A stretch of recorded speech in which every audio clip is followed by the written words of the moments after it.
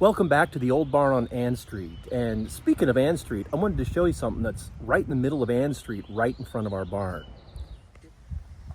So right in the middle of the street is one of the original wells from the town of Shelburne from 1783. It's the Ann Street Public Well.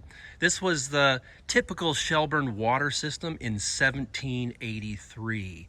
So 1783 was a really important year in the history of Shelburne in this town because prior to 1783, it was actually a town called Port Roseway. And in 1783, everything changed because 1783 was just after the close of the American Revolutionary War. And during the war, there were loyalists, people who were loyal to King George and to Britain during this war that was fought. And because Britain lost the war, those loyalists needed to leave. They felt like they needed to leave the colonies, the states, and the British government promised because of their loyalty they would give them a place to stay and help them resettle and to another place. And this is where much of that happened. So in 1783, they loaded everything they had, on ships. They loaded their houses, their belongings, their family and friends, and they all came up here by the thousands. So prior to 1783, this little town was called Port Roseway of a couple hundred people. And then just after 1783, it ballooned into thousands. Now, history there's a little bit of a debate over how many people there were. If you go to Wikipedia, it says there were 17,000. I read somewhere else 18,000. Another book, The King's Bounty, which is a good historical book about what happened in Shelburne in those times and the formation of the town, says it's more like 10 to 12,000. But anyway, it went from hundreds to thousands overnight. And during that period, Shelburne, this little town of Shelburne, was the largest city in Canada and the fourth largest city in North America. So wherever you're living right now, if it existed way back then, Shelburne was probably bigger than where you are. It's an amazing history. And so everything changed in 1783. And so that's where this barn, the history of this barn and this house, go back to 1783. So let me just tell you a little bit about that, give you a walkthrough to set the context for when we look later into some of the other history in the barn, because there's history on the walls, on the floor, and all different kinds of places in the barn that will make a lot more sense when you know the surrounding history, the overall history of the barn. And we're not even getting into the story of the Black Loyalists, which we're going to save for another day, which is a fascinating and amazing part of the history of this town as well. So let me just show you a little bit about what happened in 1783.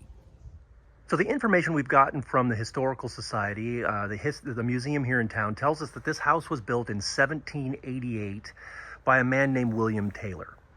But William Taylor was not the original owner of this property. The original owner of this property, the one who was granted this property in 1783 when all the Loyalists came, was a man named Paul Speed. Now, Paul Speed was a baker, and Paul Speed had a few slaves.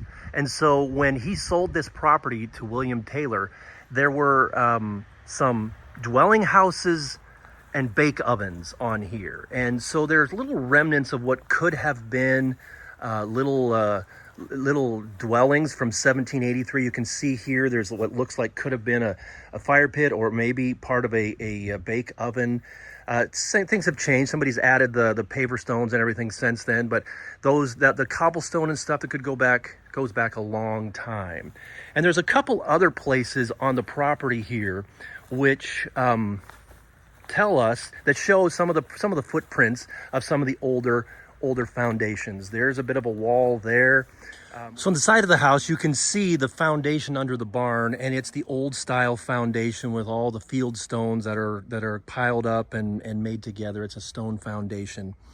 You can see right here, there's a dividing line. There's like two different sides. There's obviously a change there. Let me show you what that is inside, because this part over here, I believe, is the original building.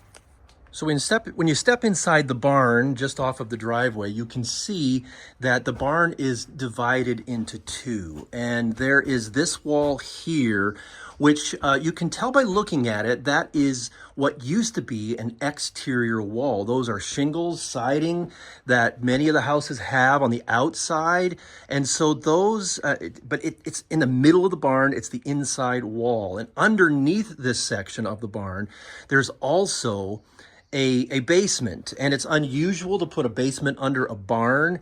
And so what this says to me is I believe this section here was one of the original structures on the property in 1783 or in 1788 when Paul Speed sold this property to William Taylor. I think this was one of the buildings, along with where you saw the other foundation spots in the rest of the property. So that's a bit of a broad overview of where this barn began and where the history of this barn and this house began in 1783 with the original part of the barn, in 1788 when the house and we think the rest of the barn was built. And there's so much more we can tell you, but we'll kind of save that for a future time because there's so much for us to share. But one of the things we love is that even if we didn't know the history around this barn, there's so much history in this barn that we keep discovering. And so I wanted to just show you a little bit of the history we found when we were redoing the floor that we showed you in last week's video. So if you want to go back and watch last week's video, you can see the kind of things we did in restoring the floor in what is the pottery studio right now. But I wanted to show you a discovery we made along that process, and I hope you enjoy it. So here we are back in the barn, and this is the area that is where they kept their cows. And the floor was, had extra layers of reinforcement on it. Like there were actually 4 layers of floor on top, or 2 on top of the original 2. So that gave it extra strength for when the cows were in here. We found an interesting thing that I want to show you. Along the wall here, I don't know if you'll be able to see it well enough, but along the wall right there, you can see there's some handwriting on there. And it's got names and dates. And the cool thing is, we thought this was, just like it's kind of like in your house, you have a spot where you measure your kids every year and it shows. We thought it was one of those kind of things. But fortunately, there's a lot of oral history that's remained in this town, and people who are older and remember the history of the town. And one of the gentlemen who was in this barn a lot knew that what was written on the wall were the birth dates of the cows who lived here. So I know that Daisy was born August 10th, 1900. Pansy was born October 28th, 1901. And there are some other ones like this. So I thought that was pretty cool. So, like I said, there's a lot of history even inside this barn that is so exciting for us to see. And we're going to show you a lot more of that in the days ahead. But I hope you enjoyed this week's episode of The Old Barn on Ann Street.